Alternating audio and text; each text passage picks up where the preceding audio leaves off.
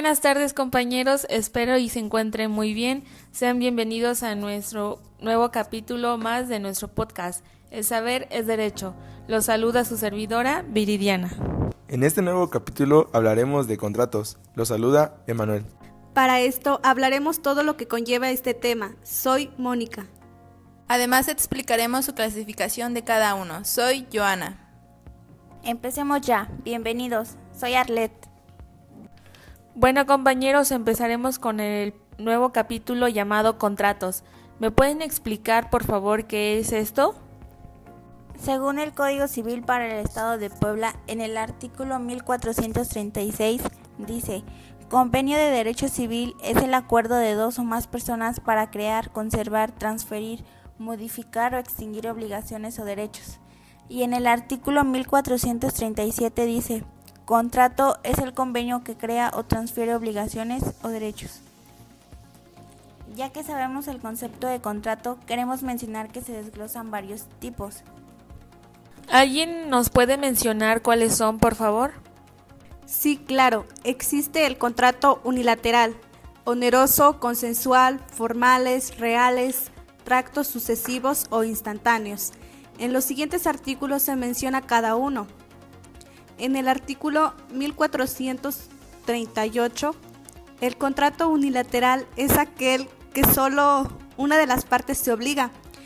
Es bilateral cuando las partes se obligan recíprocamente. Es decir, en los contratos bilaterales, las dos personas tienen derechos y obligaciones, y en cambio los unilaterales, solo una persona. Sí, el siguiente contrato es el oneroso. En el Código Civil para el Estado de Puebla nos explica que el artículo 1439 es contrato oneroso aquel en que se estipulan provechos y gravámenes recíprocos y gratuito, aquel en el que el provecho es solamente de una de las partes. Artículo 1440. El contrato oneroso puede ser conmutativo o aleatorio, de acuerdo con las siguientes disposiciones. Fracción primera. Es conmutativo el contrato oneroso si las prestaciones que se deben de las partes son ciertas y en cuanto a su existencia y cuantía desde que se celebra el contrato. Segunda fracción. Es aleatorio el contrato oneroso si las de las partes a todas ellas desconocen la existencia o cuantía de las prestaciones que deben, por depender estas de un acontecimiento contingente. Un ejemplo de contrato aleatorio es cuando se inicia un contrato de una preventa, pero no se sabe el momento cuál será la cantidad que se pagará. Que en lo contrario, el contrato conmutativo sí se sabe la cantidad desde un inicio. Por otra parte, en el artículo 1441 dice: con contratos consensuales, los que se perfeccionan por el mero consentimiento de las partes, sin que la ley exija que se prueben por escrito ni se entregue el bien objeto del contrato para la constitución de este. En el Código Civil del Estado de Puebla, en el artículo 1442, se llaman formales los contratos que, perfeccionándose por el consentimiento de las partes, deben probarse mediante documento, sea público o privado, según determine la ley. Como lo dice, es formal, se hace conforme a la ley. En el artículo 1443, el contrato es real cuando se necesitan para su validez, por exigirlo la ley o convenirlo así en las partes, que al celebrarlo éstas se entreguen material o jurídicamente el bien o bienes objeto de las obligaciones creadas por el contrato. Por otra parte, en el artículo 1444 pueden ser contratos de tractos sucesivos o instantáneos. De acuerdo con las siguientes disposiciones, fracción primera, se llaman contratos de tracto sucesivo aquellos cuya vigencia no se agota en un solo acto, de tal manera que ambas partes o una de ellas van cumpliendo sus obligaciones o ejercitando sus derechos a través de cierto tiempo. Fracción segunda. Los contratos son instantáneos cuando las prestaciones se realizan inmediatamente. Un ejemplo de contratos instantáneos es cuando se realiza una compraventa de contado, se paga al instante y se entrega el objeto de la compra, y un contrato de tractos sucesivos es una compraventa a plazos. En el artículo 1445, los contratos se perfeccionan por el mero consentimiento, excepto los que deben revertir una forma señalada en la ley, como soleme. En este tipo de contratos se dice que no va conforme a la ley y queda de nulidad absoluta. Ahora hablaremos de sus elementos. Existen dos tipos de elementos, de existencia y una ocasional. Nos habla de sus elementos de existencia en el artículo 1449. Para que en el contrato exista se requiere, fracción primera, consentimiento, fracción segunda, objeto de que pueda ser materia de las obligaciones creada por el contrato, fracción tercera, solemnidad, cuando la ley lo exija. En el artículo 1957, el consentimiento se rige por las siguientes disposiciones. Fracción primera, debe manifestarse claramente. Fracción segunda, puede ser expreso o tácito.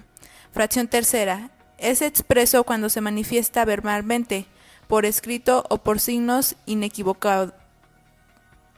Fracción cuarta, solo podrá recurrir a los signos de los que habla la fracción anterior.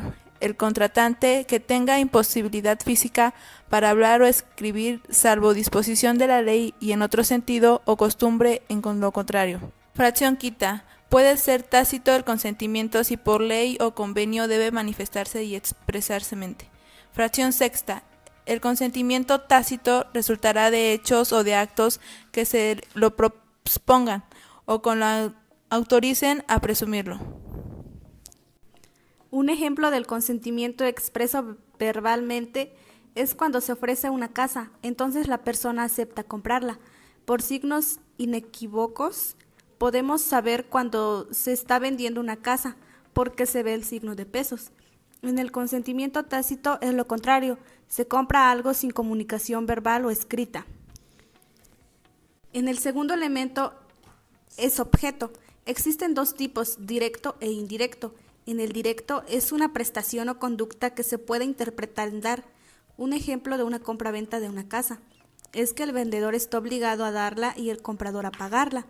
De hacer, cuando se contrata un servicio de una persona para remodelar una casa, entonces está obligado a hacerlo. No hacer, ejemplo, cuando haces un contrato de arrendamiento, entonces el arrendador te pide que no subarrendes, como el artículo 2311. El arrendatario no puede subarrendar el bien arrendado en todo o en parte ni ceder sus derechos sin consentimiento del arrendador. En el indirecto es la cosa material con la conducta de dar, es decir, que están obligados, y un tercer elemento de existencia es solemnidad. Este es ocasional y dice, consiste en celebrar el acto ante los funcionarios que la ley señala, en pronunciar ciertas palabras o fórmulas en el momento de la celebración del mismo o en ambas cosas a la vez.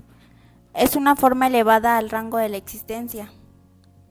Actualmente, algunos doctrinarios le dan a la solemnidad su calidad de elemento de existencia al matrimonio, visto como acto jurídico, no como contrato.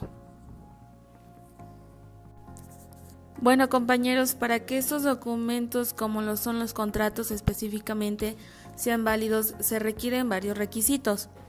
Pero primero, para que el contrato pueda existir, se necesitan algunos datos, y en el Código Civil para el Estado de Puebla, en el artículo 1449, nos explica que para que el contrato exista se requiere: fracción primera, consentimiento; fracción segunda, objeto que pueda ser materia de las obligaciones creadas por el contrato; fracción tercera, solemnidad, cuando la ley exija. Después de eso, entonces ya hablaremos sobre los requisitos que se necesitan. Y en el artículo 1450, para que el contrato sea válido, se requiere: fracción primera, capacidad de los contratantes; fracción segunda, que el consentimiento esté libre de vicios; fracción tercera, que su fin o su motivo sea lícito; fracción cuarta, que sea lícito el objetivo de las obligaciones creadas por el contrato; fracción quinta, que el consentimiento se haya manifestado en la forma que la ley establece. Por lo visto, esto de los contratos no suena tan fácil como uno cree, y así como cada cosa tiene su clasificación, Este tema no está siendo la excepción. Son varias las clasificaciones de los contratos, por decir, según la doctrina se divide en preliminares, unilaterales, bilaterales, principales, accesorios, conmutativos, aleatorios, onerosos, gratuitos, instantáneos, nominados, innominados, reales, consensuales, formales y solemnes. Como lo hemos hecho en cada podcast de nuestra transmisión, vamos a explicar algunos de ellos y así dándoles ejemplos respectivamente. En el Código Civil del Estado de Puebla, en el artículo 1438, nos dice que es contrato unilateral aquel que solo una de las partes se obliga. Es bilateral cuando las partes se obligan recíprocamente. Algunos ejemplos de los contratos unilaterales son el testamento y las donaciones. De los contratos bilaterales, el más claro ejemplo puede existir es la boda o el matrimonio. Sí, compañera, ¿sabes algo? Ese contrato me da miedo. Compañera, por Dios, solo se ejecuta cuando estás perdidamente enamorado. A ver, no nos distraigamos más y continuemos con el tema, por favor. Tienes razón, compañera. No te enojes. Con respecto a los demás contratos, en el artículo 1439, es contrato oneroso aquel en que se estipulen provechos y gravámenes recíprocos, y gratuitos aquel en el que el provecho es solamente una de las partes. En el artículo 1440, el contrato oneroso puede ser conmutativo o aleatorio, de acuerdo con las siguientes disposiciones. Fracción primera. Es conmutativo el contrato oneroso si las prestaciones que se deben las partes son ciertas en cuanto a su existencia y cuantía, desde que se celebra el contrato. Y fracción segunda. Es aleatorio el contrato oneroso si una de las partes o todas ellas desconocen la existencia o cuantía de las prestaciones que deben, por depender estas de un acontecimiento contingente. El artículo 1442 se llaman formales los contratos que, perfeccionándose por el mero consentimiento de las partes, deben probarse mediante el documento, sea público o privado, según determine la ley. ¿Alguien ha tenido un contrato formal?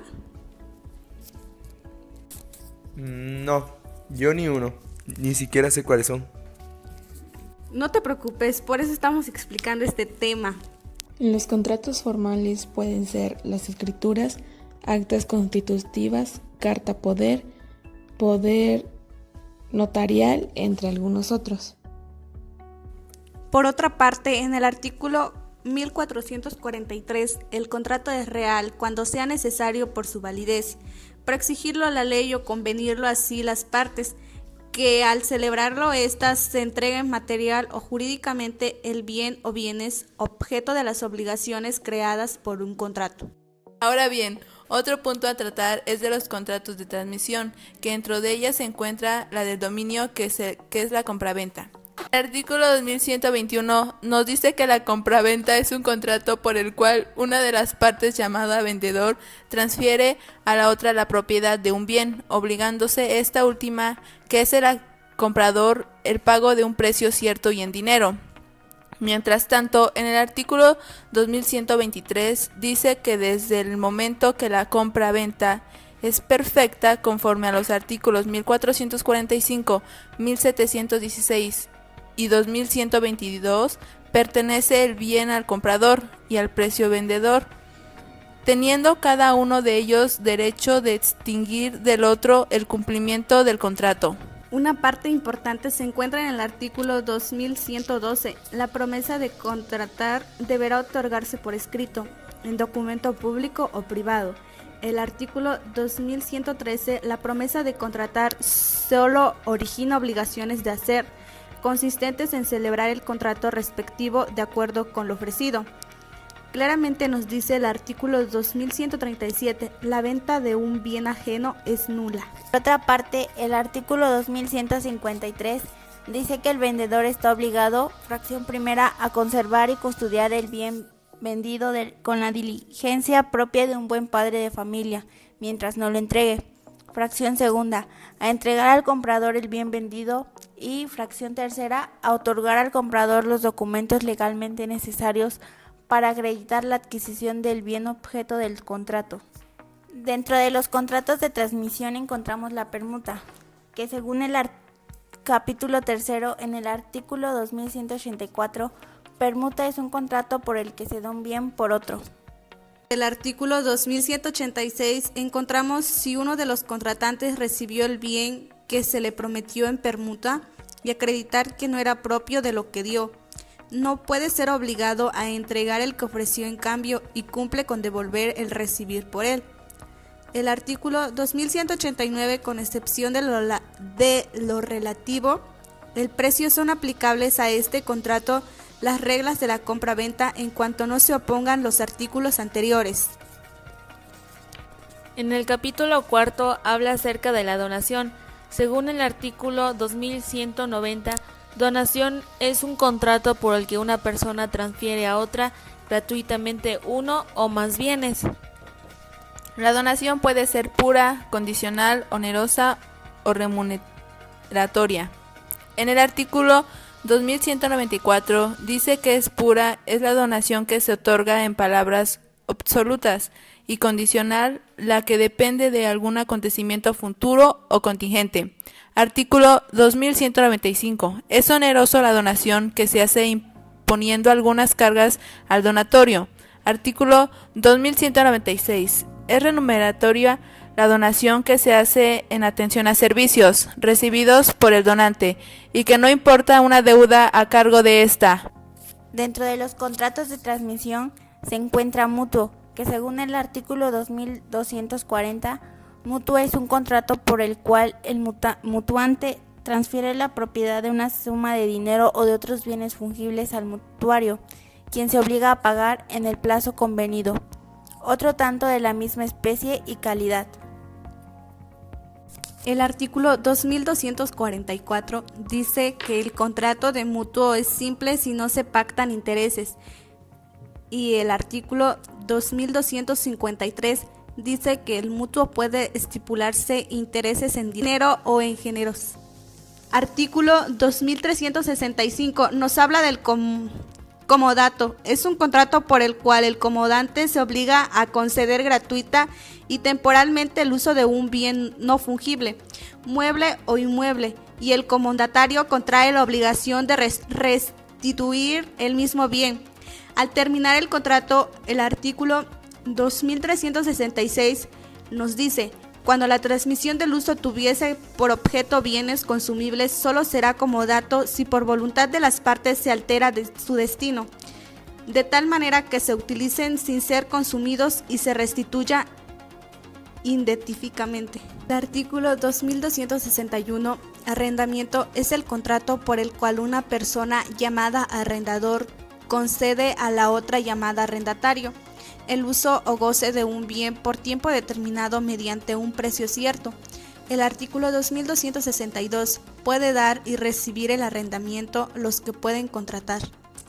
El artículo 2318 nos dice que el arrendamiento puede terminar, fracción primera, por haberse cumplido el plazo fijado en el contrato o en la ley, o por estar satisfecho el objeto para que el bien fue arrendado, fracción segunda, por convenio expreso, fracción tercera, por nulidad, fracción cuarta, por rescisión, fracción quinta, por confusión, fracción sexta, por pérdida o destrucción del bien arrendado, debidas a caso fortuito o forzado mayor, fracción séptima, por expropiación del bien arrendamiento.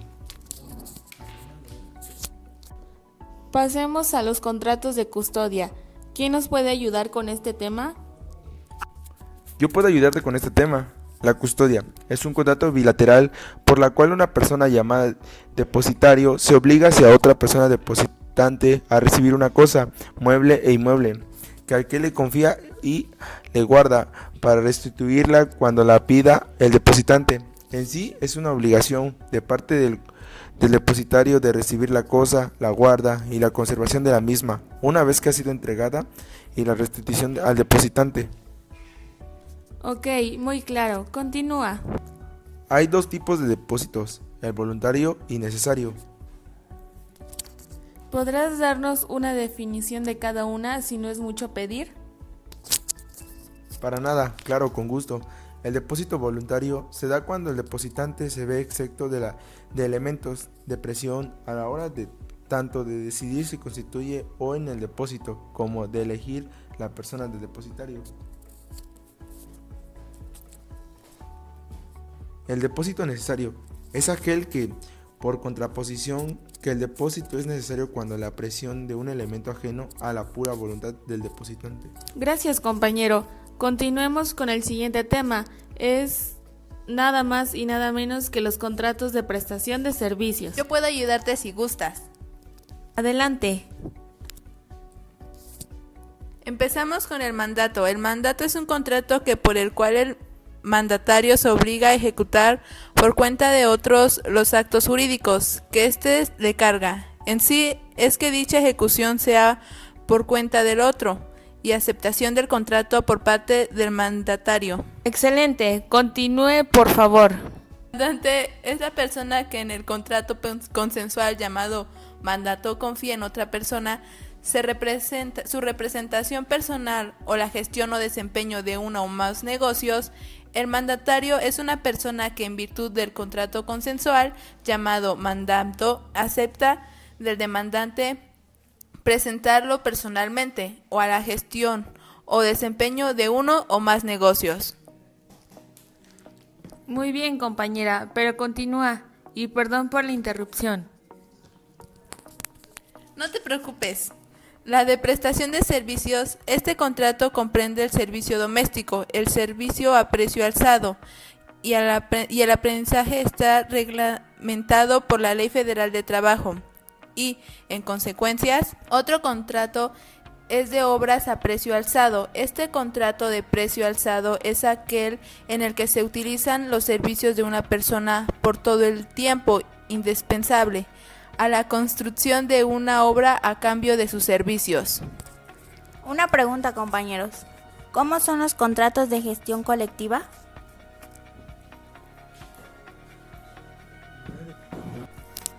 Compañera, yo te quiero responder estas preguntas.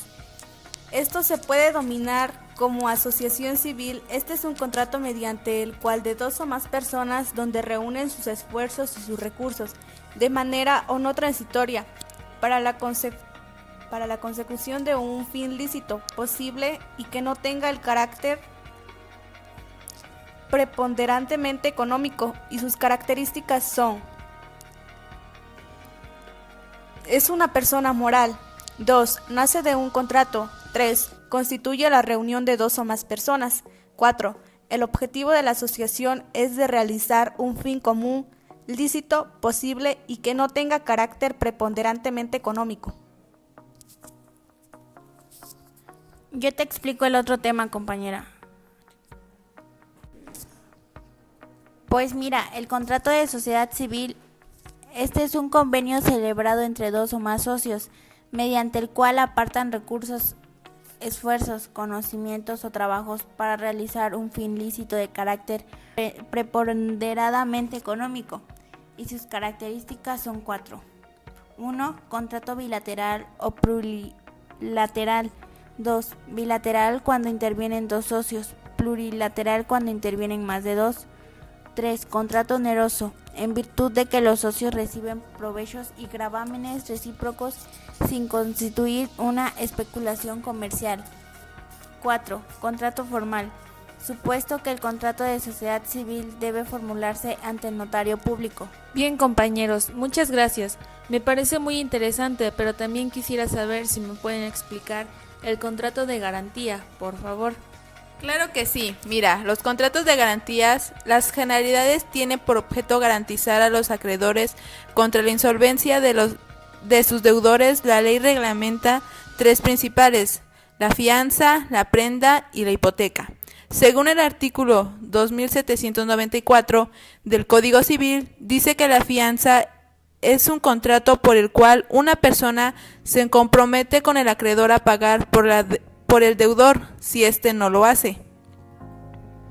En el artículo 2856 del Código Civil dice que la prenda es un contrato por el cual el deudor entrega a su acreedor un bien inmueble, enajenable, para garantizar el cumplimiento de una obligación y su preferencia en el pago. Y en el artículo 2893 del Código Civil, la hipoteca es una garantía real constituida sobre bienes que nos entrega el acreedor y que da derechos a éste, en caso de incumplimiento de la obligación garantizada a ser pagado por el valor de los bienes en el grado de preferencia establecido por la ley. ¿Quién me puede ayudar con el contrato de adhesión de acuerdo con la Ley Federal de Protección al Consumidor? Bueno, yo, compañera, es el documento elaborado unilateralmente por el proveedor para establecer en formatos uniformes los términos y condiciones aplicables a la adquisición de un producto o la prestación de un servicio, aun cuando dicho documento no contenga todas las cláusulas ordinarias de un contrato. Los contratos de adición también son llamados contratos de suministros públicos, y estas son: A. Energía eléctrica; B. Agua corriente; D. Telefonía; E. Contratos de seguros; F. Contratos bancarios. Y para terminar te voy a explicar cada uno de ellos. El agua corriente procede de la red pública y sirve para el consumo y el uso humano.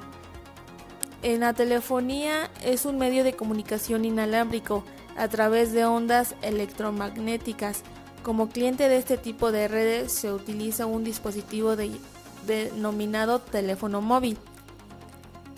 En contratos de seguro es el acuerdo por el cual una de las partes, el asegurador, se obliga a resarcir de un daño o a pagar una suma de dinero a la otra parte. Los contratos bancarios es un contrato bancario en cualquier relación que se establezca entre una entidad financiera y cualquiera de sus clientes, por lo que surge una serie de obligaciones para las partes y que guarda relación con los productos y los servicios ofrecidos por la entidad. El término contratos bancarios en general siempre se entiende referido a los establecidos entre entidad financiera, cliente, como consecuencia de la actividad típica de dicha entidad y no al resto de contratos que suscribe un banco o caja de ahorros. Así no se considera contrato bancario el firmado de un banco con un proveedor. Bueno, compañeros, llegamos al final de nuestro podcast. Para finalizar, les daremos unas conclusiones desde nuestro punto de vista. Para mi punto de vista, lo aprendido en este podcast fue la definición clara y precisa de convenio y contrato. En pocas palabras, convenio es un trato de dos o más personas en la cual se ceden derechos y obligaciones, mientras que en un contrato se pueden crear, modificar, transferir o extinguir legalmente derechos y obligaciones. Como ya lo habíamos mencionado anteriormente, que un contrato solo puede celebrar con dos o más personas de capacidad de ejercicio, y sabemos que una persona con capacidad de ejercicio es aquel que hace valer por sí mismo sus derechos y hacer cumplir por sí mismo sus obligaciones. Regresando al tema, tenemos en cuenta que existen diferentes tipos de contratos.